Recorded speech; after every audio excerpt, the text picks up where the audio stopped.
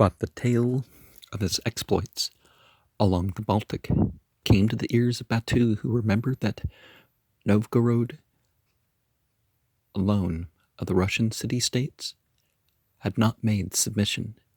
He recalled, too, that Yaroslav, the great prince of Vladimir and Alexander's father, had yielded to the Mongols and had made the journey to Karakorum, dying in the desert on his return.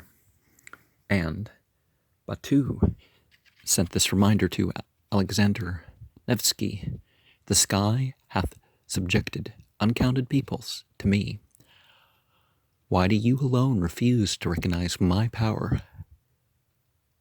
If it is your wish to keep your land, come to me yourself, and that you may see my glory." Alexander had the alternative to resist, like other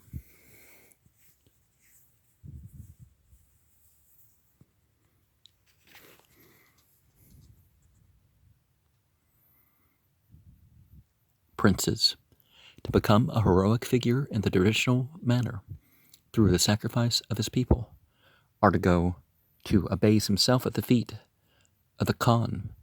The burghers of Novgorod were determined to defend their wooden walls against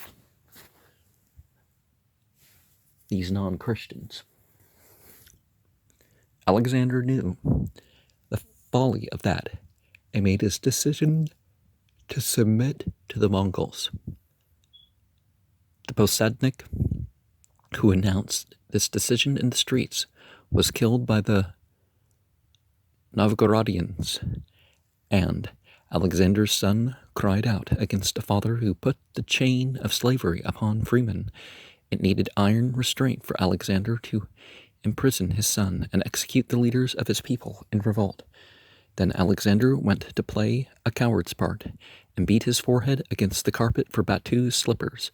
"I see well that sagacious Mongol remarked that you are superior to the other princes of this land." He dispatched Alexander and his brother to the great Khan, Kuyuk, who announced that the leader of Novgorod would be the oldest of the Russian princes and would reign under Batu from the reigns of Kiev to the northern ice. But again the citizens of Novgorod rebelled, saying, "This is well for the nobles who keep rank and riches, but we simple men have lost what we held most dear in life." They gathered in the great church, determined to resist. Alexander cajoled them again, swearing that he would ride off with his men if the citizens tried to defend Novgorod. He placed himself between the Mongol Beskak and envoy to keep them from being slain when they rode from house to house to make the census, a new sin in the judgment of the superstitious Russians. He persuaded the clergy to preach submission, and he forced the payment of the Vyahad when, in 1262 of the Common Era, the Suzdal region rebelled against the tax. He went to prostrate himself before Birkai to beg that the rebels might escape annihilation. He won Birkai's favor as he had won Batu's, and the north escaped a new purge. But Birkai kept Alexander at Sarai until his death. With their naive emotionalism, the people lamented the death of Alexander Nevsky as loudly as they had reviled the part he played in life. "My children," the Metropolitan proclaimed at Vladimir, "the sun of Russia has set," and the listeners cried out, "Who is to save us?" No one man could save Russia. The princes of the next generation had grown up under the Mongol yoke. And that's kind of true with a lot of things too. The old philosopher king of Plato, is it that the city produces, is it that, you have a people produce the philosopher king, or does the philosopher king produce the people? Either way, you have to have a fitting group around are in relation to the philosopher king, for the philosopher king to do what can be done, or for the movement to do what can be done. Their initiative could no longer break the invisible bonds of servitude to the Khan. Alexander had refused to allow his people to be commandeered for the army of the horde, but his son Andrai marched with his Drugina to aid the Mongols to pillage Vladimir. Another prince, Gleb, took a daughter of the Khan to wife and joined an expedition of the horde into the Caucasus.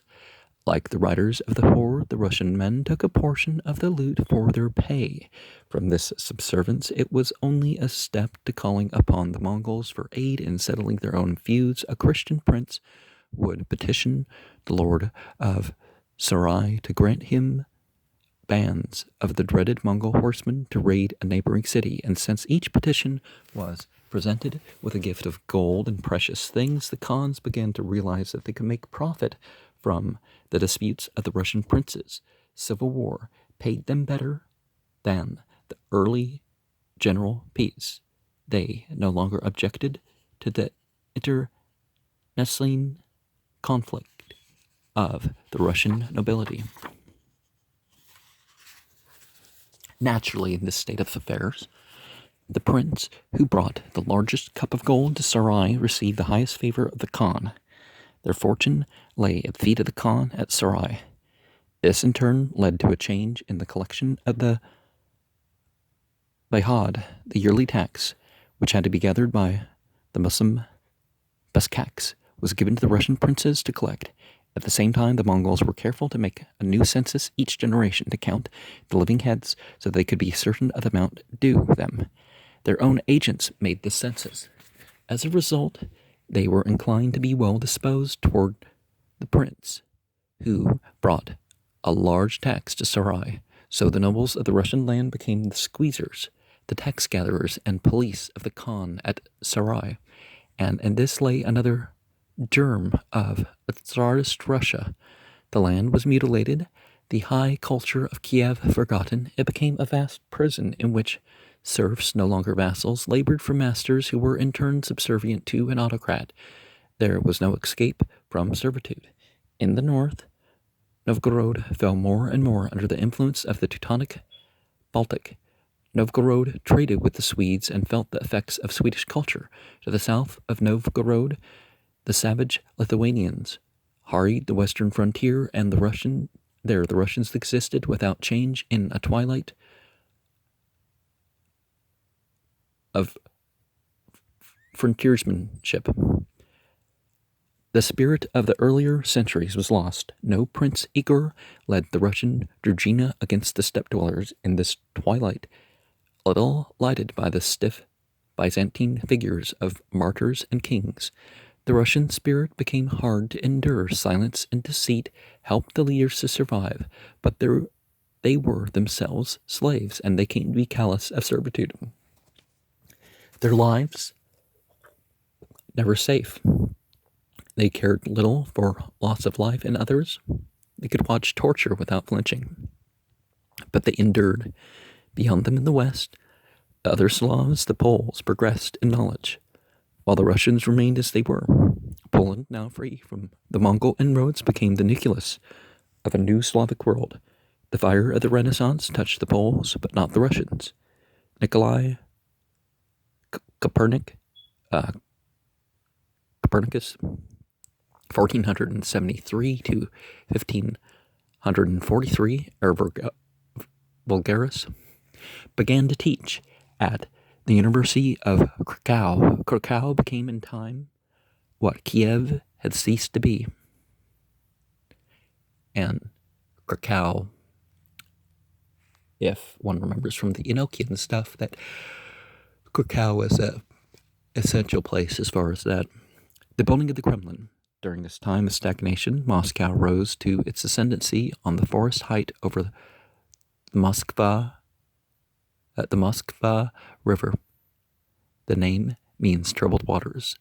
The wooden settlement, begun by the Finns, had been burned by the Mongols In their first campaign, a son of Alexander Nevsky received the site as part of his appanage, and it began to thrive as a trading post because the grain and honey of the south passed up the river to the Novgorod merchants. Churches were built in the forest, one of them known as the Saint Savior of the Pines.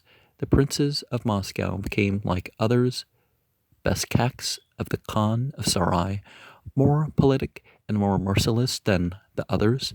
They shaped their ambition to the whims of the Mongols and escaped destruction. The site of Moscow was washed often with blood. It needed both treachery and an iron determination to gain other appanages for the dynasty of Moscow, to double the head tax in order to pay greater sums to the Mongols and by their aid to overthrow the rival districts. But Suzdal and Novgorod became tributary to Moscow.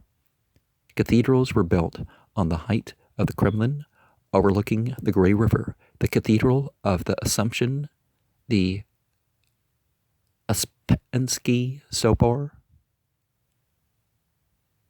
and the Metropolitan came to take residence at these sanctuaries. There, the princes were placed in their tombs. Until the ruler of Moscow could call himself great prince of all the Russians, so in the Kremlin was formed the nucleus of resistance to the Mongol yoke. And, as one may well know, the nucleus of resistance to the church and the West, basically. Moscow faces east. It is now the 16th century, and the time of Ivan called the Terrible. The energies of this Grand Prince of Moscow were directed to one end, the breaking of the military yoke of the Tatars. Although the Golden Horde had dissolved, these Tatar Khans were still masters at Kazan and Astrakhan and in the Ukraine.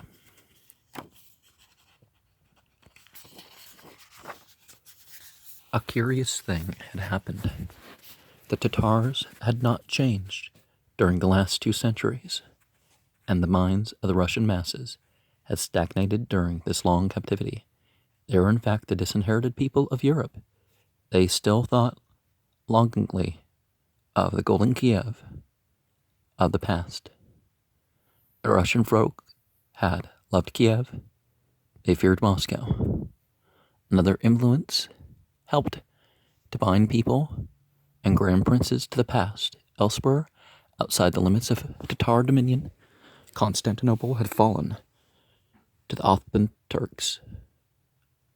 I think they were officially called the Uthmani Turk, but those Muslimin had put an end to the patriarchate of that Byzantine city. In consequence, the head of the Church of Moscow, the Metropolitan, now became the successor to the Patriarch of Constantinople. More than that, the Tsar of Moscow was acknowledged by the Orthodox Church to be heir to the emperors of Constantinople, to the ghostly figures, considered half divine, that had worn the imperial purple since the days of Rome. Ivan III of Moscow married Zoe Sophia Paleolog of that imperial house, and in 1492 of the Common Era, when Columbus was exploring the seas, the Metropolitan proclaimed him to be Lord and Autocrat of all the Russians, and Tsar of the new city of Constantinople, Moscow. Meanwhile, the incoming of the Turks had driven Byzantine scholars and scientists away from Constantinople. These educated souls took refuge in the West, especially in Italy, where they aided in the revival of learning that created the Renaissance. The Byzantine scholars did not go east into Russia. The rulers of Moscow were surrounded with the archaic splendor of Byzantium. The sleeping chamber of a Tsar had no windows, for what need had such a sublimated being of the ordinary light of the day? This chamber might lead down to the torturer's room, where the Tsar could watch offenders stripped of their flesh. But what need had a Tsar of mercy?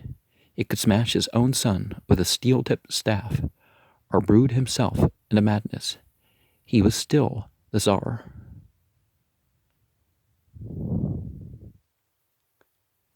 You know, absolute power creates absolutely. Well, no, these people don't have absolute power. They can't. But this sort of thing is where that phrase comes from.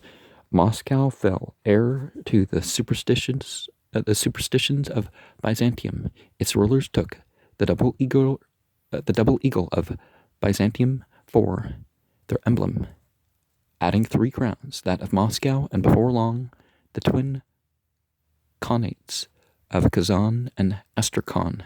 They surrounded themselves with crude Byzantine imagery, importing Italian architects to design buildings of painted brick and stone about the Kremlin. The towers that rose along the Kremlin wall had neither meaning nor use. They were like the cupolas of the Saint Vasily, dream grotesques, savoring of Venice and gingerbread, as twisted as the minds within the Kremlin, and not very different from Kublai's walled city of Taitu. It was a strange prospect that opened before the eyes of the Moscow Tsars. They were surrounded by the universal dominion of the Tatars, their minds indelibly marked by servitude to the Khans. At the same time, they felt themselves to be endowed with a divine right beyond other monarchs. They were never able to free themselves from these 2 influences. Meanwhile, the unrest of the Russian masses had found a voice. Why have you brought the Tatars into the Russian land and given them land and settlements? Why do you love the Tatars and their talk more than is proper? And why do you oppress the peasants more than is necessary? And why do you give gold and silver and all good things to the Tatars? In their hamlets, women sang this cradle song. Bayu, Bayuchi, Bayu. Small child, sleep. Dream you are fierce and brave, to take your arms from the wall. Gird your sword, load your pistol, and go, to bind and kill the godless Tatar at all his Tatarchiks. And as we know, the Mongols weren't any more godless than the various church kingdoms, but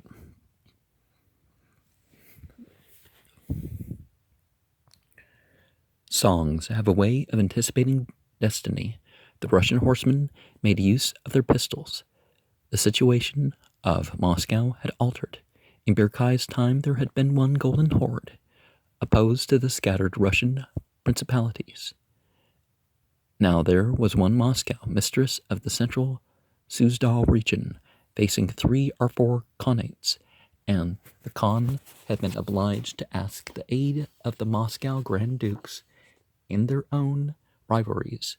Ivan IV was able to attack them individually and to push the nascent Russian Empire eastward to the Volga, capturing both Kazan in 1551 and Astrakhan in 1556.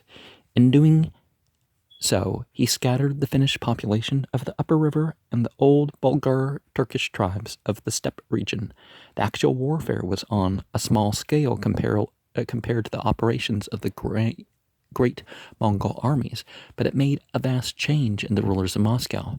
From vassals, they became autocrats in the fullest sense of the word.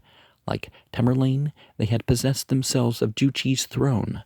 Unlike Tamerlane, they kept it. The west wall and the road to the east.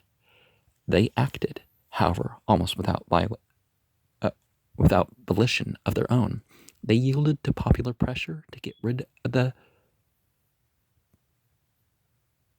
jihad. They were drawn toward Kazan because it was a rich trading center, and the Volga itself was a mighty artery of traffic leading to the east. Each objective drew them on to another. They could not expand in any other direction. To the southwest, the growing power of the Turks held the Balkans. In the west, the Polish state was at its greatest expansion. Beyond, the Lithuanians held the marsh and forest areas. In the northwest, Novgorod was still fighting off the Germans and making treaties with them. Fear Lord Novgorod and God, an old proverb said, but the Muscovites feared German firearms more, and the shores of the Baltic were closed to them by the Swedes. I heard a sound outside the room. I don't know what it was though. But there's no one in that part of the house. At the edge of the northern forest, the Finns held fast to their ancestral heritage, the lakes and the long peninsula extending up into the Arctic.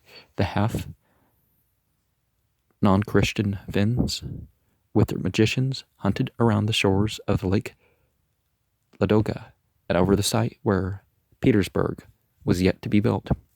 So, the West was closed to the Russians, more civilized, supposedly, and much better armed. The Western nations could not be invaded by the Tatarized forces of Moscow. For the time being, the Nogai Tatars along the Black Sea were too formidable to attack. Ivan IV turned to the east.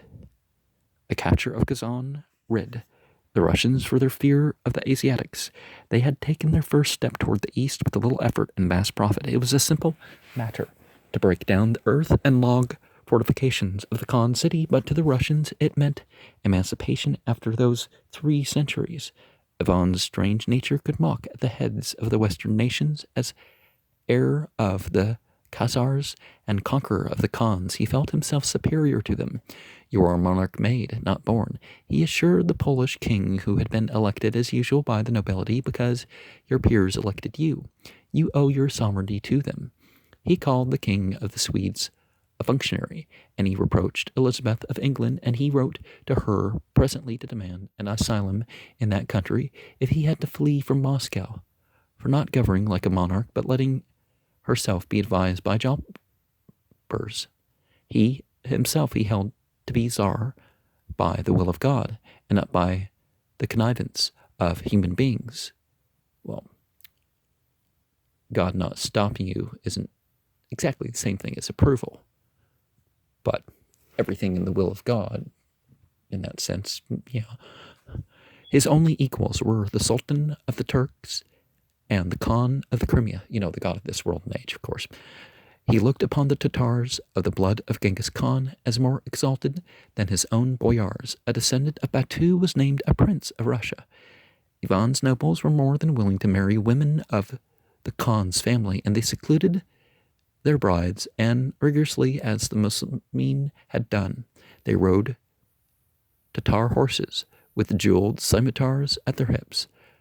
When these Russian horsemen were seen along the western frontier, the Poles and Swedes did not recognize them as Christians.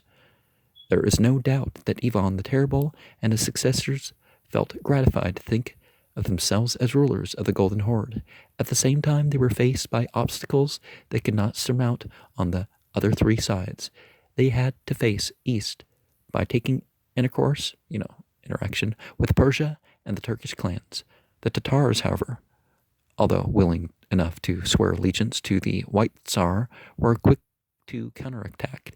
To maintain his new frontier on the Volga, Ivan had to draft his feudal nobility with their armed serfs into a permanent army. He found himself compelled to do what the Khans of the Golden Horde had done before him, to hold the steppes by armed force. He commandeered horses and men for this task, calling his boyars into a council of war and putting to death those who refused to obey his orders. And, shouldn't people be known by their principles and not by their material culture?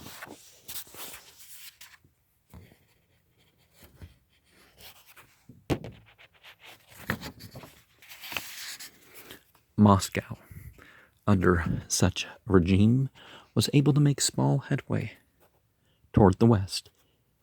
In the time of trouble, so called after Ivan's death, the Swedes penetrated to Novgorod, and a Cossack posing as a czar in the Kremlin called for a bride from Poland. Outlaws ranged along the rivers, and the bells of the churches ceased ringing. The boyars were divided in rebellion, some of them bought by foreign gold. In this time of troubles, 1584 to 1613 of the Common Era, the Russians turned their backs toward European culture. They knew nothing of the Renaissance and the Elizabethan age. And this strife in Moscow turned the ambition of the next czars decisively toward Asia. Fortunately for them, a great part of their new empire was offered them as a gift by a band of outlaws. Ataman Yermak. They were Cossacks, a new breed of men in the steppes. For generations, lawless elements had been drifting from the Muscovite settlements out to their frontiers. Now I think there's a stone. Isn't there a stone that's from that region that's a peculiar green one or something like that? Or no, I was thinking Moldavite, but I still think I'm thinking of a stone from their different one. Men with a thirst for wandering men, with a price on their heads. Men who were tired of servitude. In the southern steppes, they had intermingled with the Tatars and nomad Bashkirs. Gradually they formed a brotherhood of wanderers and exiles, and in time this brotherhood grew into a combative people, hunting and fighting along the marches of the Ukraine, giving allegiance neither to Polish voivode or Russian prince or Turkish sultan. They were known as Kazakhs, wanderers, a group of them outlawed. Drifting east with their ataman, or headman, Yermak, quartered themselves in the lands of the Stroganovs, one of the feudal families reigning over the new lands of the east. The Stroganovs were slave owners, fur traders, and autocrats of the frontier, residing in log palaces, attended by their own priests and Muslim merchants. They sent the unruly Cossacks on into the forests above the Kama. In that quarter, the Tatars of Sibir had been raiding the Stroganovs' settlements. It was a good policy on their part to rid themselves of the Cossacks and the Tatars at the same time. What happened, however, was unexpected. The Cossacks kept on going, hunting as they went, building long boats on the river. Yermak and his outlaws fought and subdued the Tatar Khan, Kutchun. They became masters of the forested mid-region of Sibir. It occurred to them to make a gift of all this, not to the Stroganovs, but to the Tsar in Moscow, and so to earn release from their outlawry. This gift was accepted in 1582. It seemed to the Tsars to be their due as successors of the Khans of the Golden Horde, and it opened the way to the vast extent of the farther east. Sibir, the gate, actually the gateway, gave its name to this new heritage, Siberia. Kutchun Khan revealed to the exploring Cossacks the line of the Urals with their crude silver mines.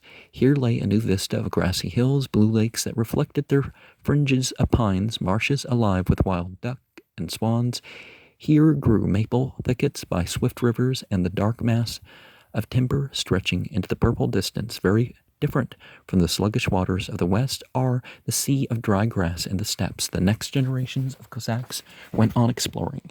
Meanwhile, on the other frontier, where Father Dnieper ran down past Kiev, the other Cossacks had formed themselves into war bands. They had their great camp known as the Siech in the islands of the Dnieper, and they moved this camp about to escape the attack of their enemies. They came to be called the Saporogian Cossacks, below the rapids Cossacks. They shaved their heads in the Tatar fashion, and they raided the settlements of the Catholic Poles and the Muslim Turks, not because they were devout themselves, but because religion offered them the best pretext for war, in which they most thoroughly believed. At times, their longboats raided the shores of the Black Sea. And, the Muslim people, they know, they're taught how accursed it is to fight people because they're just a different faith, and they're trying to force people to be, under an ambitious Kuchvoi Ataman, Bogdan Khmelnytsky, they raised the peasants of the Ukraine in revolt, and allying themselves with the Nogai Tatars, it became a turbulent political power in the mid-17th century. This revolt of the common sort had the effect of driving the more civilized Poles from the Ukraine, but it also raised the Cossacks to a political eminence in which they were not at home. Before long, they decided to declare themselves subjects of the Muscovite Tsars. And one of the things we find, actually, is that as people became less religious, the wars didn't slow down. They had even more motivation and less restraint.